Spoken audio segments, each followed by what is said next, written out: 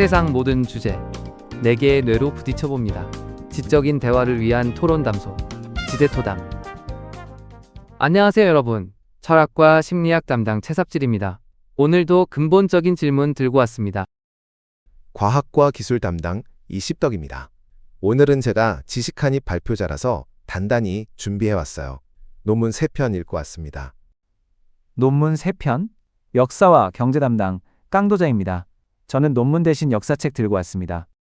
종교와 예술 담당 김감성입니다. 저는 그냥 마음 들고 왔어요. 오늘 뭔가 뜨거워질 것 같은 예감이. 자, 근황 한번 돌려볼까요?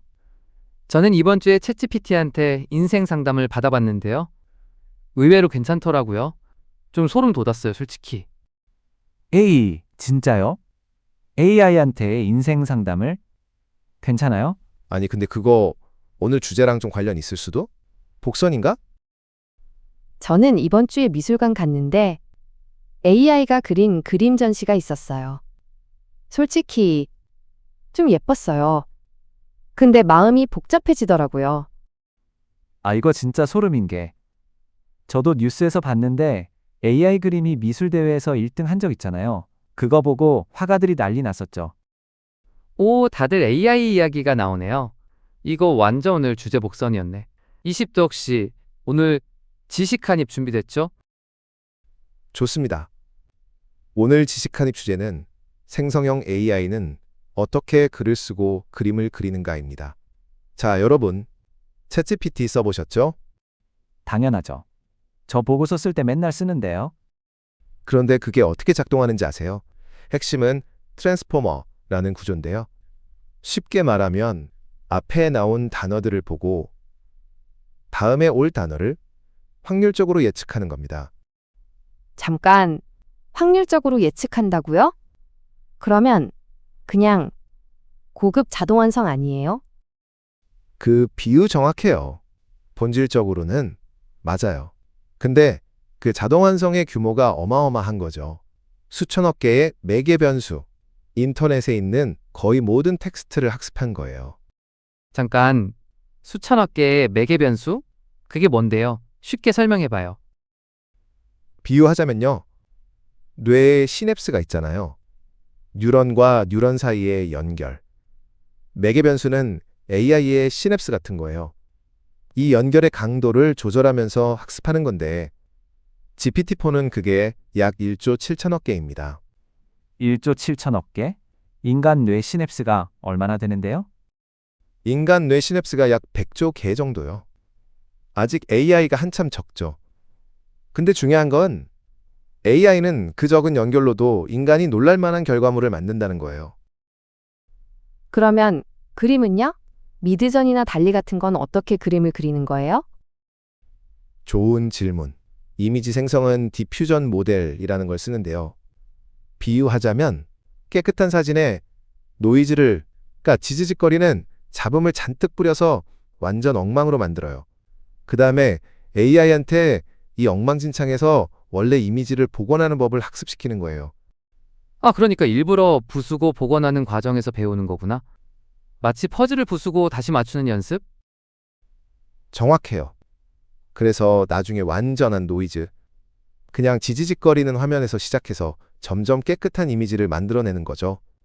여기에 고양이 그려줘 라는 텍스트 조건을 붙이면 고양이가 나오는 거예요. 그러면 결국 AI는 수억 장의 그림을 보고 패턴을 학습한 거잖아요. 그 패턴을 조합해서 새로운 이미지를 만드는 거고. 맞아요. 그리고 여기서 핵심 질문이 나오는 거예요. 이 과정이 창작인가? 아니 근데 논문을 보면요. AI가 학습 데이터에 없는 완전히 새로운 조합을 만들어내거든요. 기존 그림을 복사하는 게 아니라요. 근데 그게 다일까? 새로운 조합을 만든다고 해서 그게 창작인 건가요? 화가가 그림을 그릴 때는 고통이 있고, 기쁨이 있고, 표현하고 싶은 무언가가 있잖아요. 자, 여기서 떡밥이 나왔습니다. 이거 본격적으로 가봐야 할 것 같은데요. 자, 오늘의 떡밥입니다.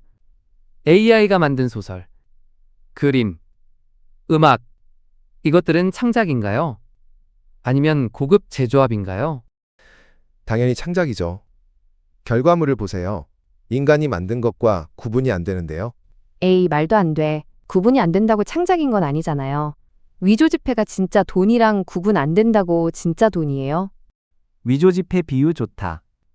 근데 잠깐, 돈으로 보면요. 시장에서 AI 그림이 팔리고 있거든요. 실제로 돈이 되면 그게 진짜 아닌가? 잠깐. 근본적으로 생각해보면 우리가 먼저 창작이 뭔지를 정의해야 싸울 수 있지 않아요? 개념 정리 먼저 하고 가죠. 아, 또 정의부터. 철학자 특징이야, 진짜.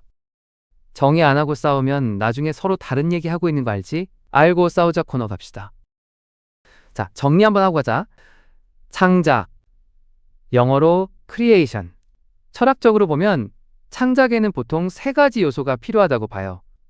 첫째 의도, 둘째 독창성, 셋째 표현. 맞아요. 예술에서는 특히 의도를 중요하게 봐요. 작가가 왜 이걸 만들었는가? 뒤샹이 변기를 미술관에 갖다 놓은 것도 의도가 있었기 때문에 예술이 된 거잖아요. 잠깐. 근데 의도라는 게 과학적으로 뭔데요? 뇌에서 특정 뉴런이 발화하는 패턴 아니에요? 그러면 AI의 가중치 조정도 일종의 의도라고 볼 수 있는 거 아닌가? 아, 그건 좀 다른데 의도에는 주관적 경험이 필요해요. 철학에서 말하는 퀄리아라는 건데 쉽게 말하면 빨간색을 볼 때 느끼는 그 빨간 느낌 있잖아요. AI한테 그게 있어. 그건 증명할 수가 없잖아요. 다른 사람한테 퀄리아가 있는지도 증명 못 하는데. 아, 이거 진짜 소름인 게 역사적으로 보면 창작의 정의 자체가 계속 바뀌어왔어요. 중세 시대에는 창작이라는 개념 자체가 없었거든요. 모든 건 신의 영감이었으니까. 르네상스 때부터 인간 개인의 창작이라는 개념이 생긴 거예요. 맞아요. 종교적으로 보면 진정한 창조는 신만 할 수 있는 거고 인간의 창작은 이미 신이 만든 것의 재배열이라는 관점도 있어요. 그러면 인간도 재배열이고 AI도 재배열이면 뭐가 달라요? 오히려 공평한 거 아닌가? 좋아요. 개념 정리됐고 이제 제대로 싸워봅시다. 1라운드 갑니다. 자, 제 입장 먼저 말할게요. 창작의 기준은 결과물이어야 해요. AI가 만든 시를 읽고 사람들이 감동받았다면 그건 창작이에요. 과정이 아니라 결과가 중요한 거죠. 맞아요. 돈으로 보면요. 시장은 이미 AI 창작물에 가치를 매기고 있어요. AI가 만든 그림이 경매에서 4억 원 넘게 팔렸거든요. 아, 이건 진짜. 그 논리면 원숭이가 물감 뿌려서 만든 그림도 비싸게 팔리면 창작이에요? 가격이 예술의 기준이라니 좀 슬픈 이야기인데요. 원숭이 비유는 좀 다르죠. 원숭이는 무작위예요. AI는 패턴을 학습하고 의미 있는 조합을 만들어내잖아요. 과학적으로 말이 안 되잖아, 그 비교는. 근데 이게 진짜 그런 거야? 이십덕씨 AI가 패턴을 학습한다고 했잖아. 근데 그 패턴은 전부 인간이 만든 데이터에서 온 거잖아요. 그러면 AI는 인간 창작물의 기생충 아니에요? 기생충? 표현이 좀 세다. 아니, 잠깐만. 인간도 마찬가지잖아요. 모차르트가 음악을 만들 때 이전 작곡가들의 음악을 듣고 배운 거 아니에요? 피카소도 고전 미술을 공부한 다음에 자기 스타일을 만든 거고, 인간의 학습과 AI의 학습이 뭐가 달라요? 달라요. 피카소가 고전 미술을 공부할 때 거기엔 좌절이 있었고 분노가 있었고 전쟁의 고통이 있었어요. 게르니카는 스페인 내전의 폭격을 보고 그린 거잖아요. AI가 전쟁의 고통을 느꼈어요? 그건 감정의 문제잖아요. 근데 결과물만 놓고 보면 바로 그거예요. 심리학에서 체화된 인지라는 개념이 있거든요. 우리의 사고는 몸의 경험에서 나온다는 거예요. 배고파 본 사람이 쓴 굶주림의 시와 배고픔을 모르는 AI가 쓴 굶주림의 시는 같을 수 있어요. 근데 같은 거야? 근데 솔직히 읽는 사람 입장에서 감동받으면 그게 중요한 거 아닌가. 소비자는 과정을 안 보거든요. 근데 그 감동이 가짜라면요? AI가 감동을 주도록 최적화된 문장 패턴을 쓴 거라면 우리가 감동받은 게 아니라 조종당한 거 아닌가요? 아니 그러면 인간 작가도 마찬가지잖아요. 소설가가 독자의 감정을 조종하려고 복선 깔고 반전 넣는 거. 그것도 조종 아니에요? 데이터가 뭐래요? 인간 작가도 감동 패턴을 학습해서 쓰는 거라고요.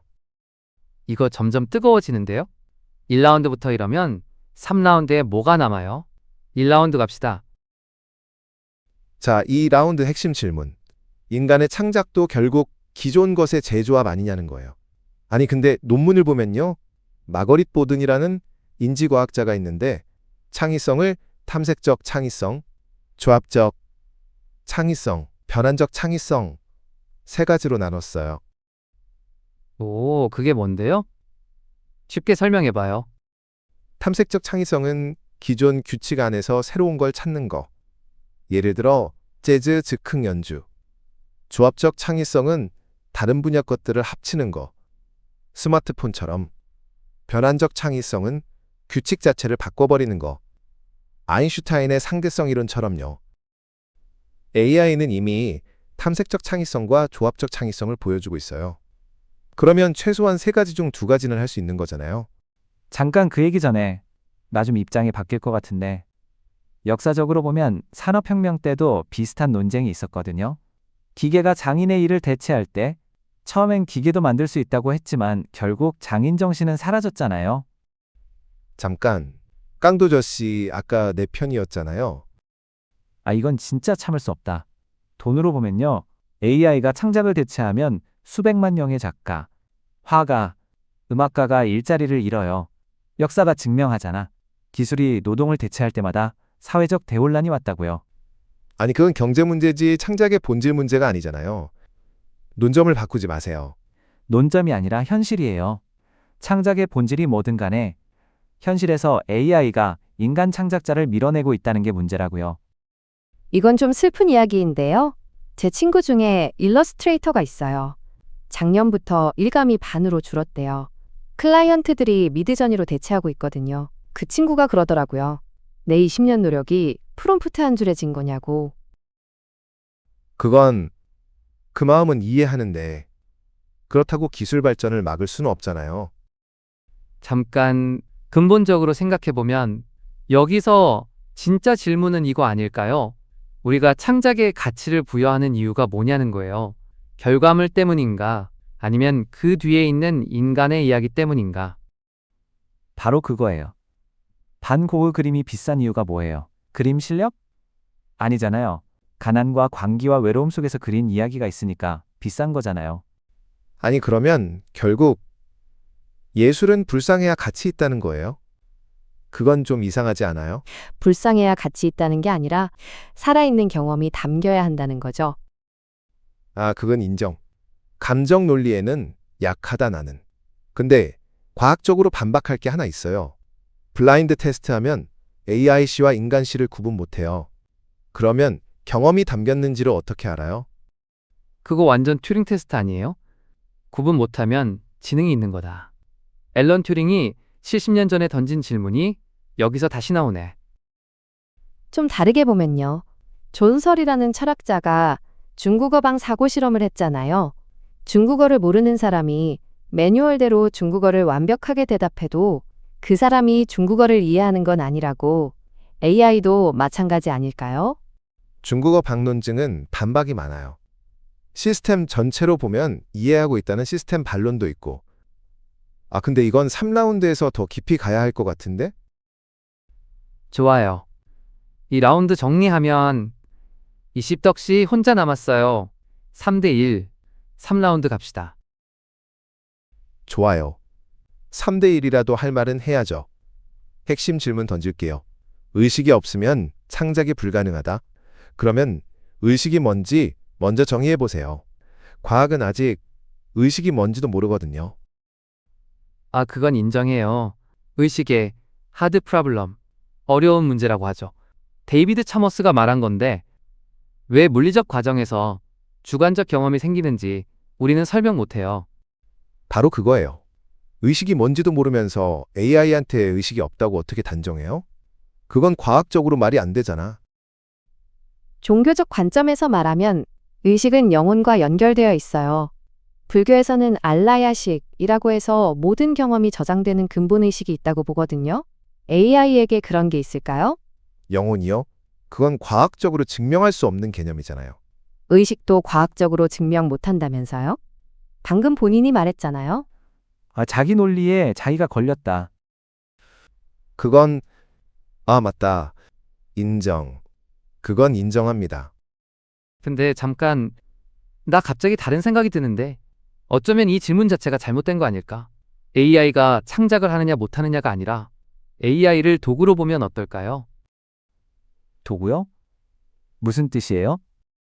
카메라가 발명됐을 때 화가들이 회화는 끝났다고 했잖아요. 근데 카메라는 새로운 예술, 사진 예술을 만들었죠. AI도 마찬가지 아닐까? AI 자체가 창작자가 아니라 인간이 AI를 써서 창작하는 새로운 방식이 생긴 거라고 보면 근데 카메라는 버튼을 누르는 사람의 의도가 명확하잖아요.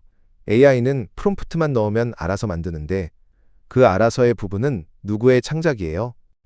그 알아서의 부분이 바로 문제예요. 예술가에게 알아서 해줘 라고 하면 그건 의뢰지 협업이 아니잖아요. 근데 AI한테는 알아서 해줘가 기본 모드인 거잖아요.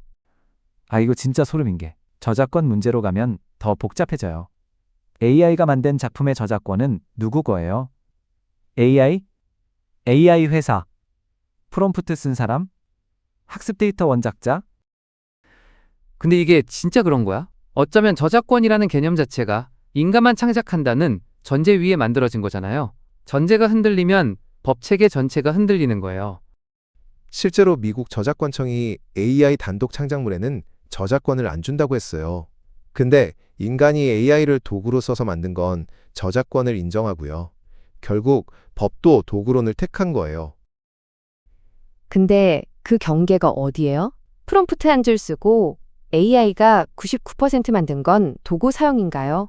AI 창작인가요? 이거 결론 안 나겠다. 서프라이즈 연결 가봅시다. 근데 우리 싸우면서 깨달은 건데 이 토론이 결국 AI에 대한 질문이 아니라 인간에 대한 질문이었던 것 같아요. 맞아요. AI가 창작할 수 있는가를 묻는 순간 우리는 사실 인간의 창작에 특별한 이유가 뭔가를 묻고 있는 거예요. 과학자로서 인정할 건 인정해야 하는데 AI를 연구하면 할수록 오히려 인간의 뇌가 얼마나 신비로운지 더 느끼게 돼요. 아직 우리가 모르는 게 너무 많아요. 역사적으로 보면 인류는 항상 인간만의 영역이라고 믿던 것들을 기계에 내주었어요. 계산, 체스, 바둑, 그때마다 그래도 창작은 인간만의 것이라고 했는데 이제 그것마저 흔들리고 있는 거죠. 어쩌면 이게 인류에게 주어진 새로운 화두인 것 같아요. AI라는 거울을 통해 나는 누구인가를 다시 묻게 되는 거죠. 불교에서 말하는 자기 성찰과 비슷하달까. 결국 과학, 철학, 종교, 예술, 역사, 경제 전부가 이 질문 앞에서 만나는 거네요. AI가 뭘 할 수 있느냐가 아니라 인간이 뭐가 특별한가. 이게 진짜 연결고리였어요. 각자 살아남기 시간입니다. 결론 통일 안 합니다. 각자 최종 한마디. 이 씹덕씨부터 저는 여전히 AI도 창작할 수 있다고 봅니다. 의식이 뭔지도 모르면서 의식을 기준으로 삼는 건 비과학적이에요. 결과물이 인간과 구분 불가능하다면 그건 창작이에요. 데이터가 뭐래요? 결과가 말해줍니다. 저는 AI 창작 자체보다 그 사회적 영향이 더 걱정돼요. 역사가 증명하잖아. 기술 혁명은 항상 누군가의 희생 위에 세워졌어요. 창작자들이 밀려나지 않는 시스템을 먼저 만들어야 해요. 저는요, AI가 아무리 아름다운 시를 써도 거기엔 눈물의 무게가 없다고 생각해요. 창작은 살아본 자의 특권이에요. 좀 다르게 보면요, AI 시대에 인간의 창작이 오히려 더 귀해지지 않을까요? 저는 오늘 토론하면서 생각이 바뀌었어요. 처음엔 AI는 창작 못한다고 생각했는데 이제는 질문 자체를 바꿔야 한다고 봐요.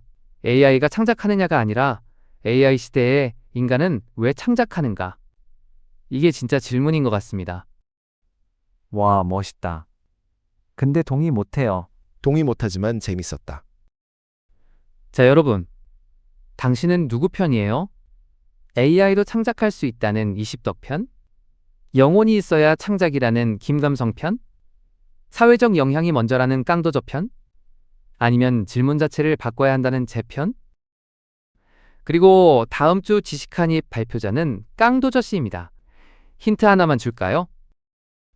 힌트요. 역사상 가장 비싼 실수에 대해 이야기할 건데요. 돈으로 보면요. 소름 돋을 겁니다. 역사상 가장 비싼 실수? 뭐야 궁금하게. 벌써 기대되네요. 오늘도 결론은 못 냈습니다. 하지만 생각할 거리는 드렸죠? 지대토담이었습니다.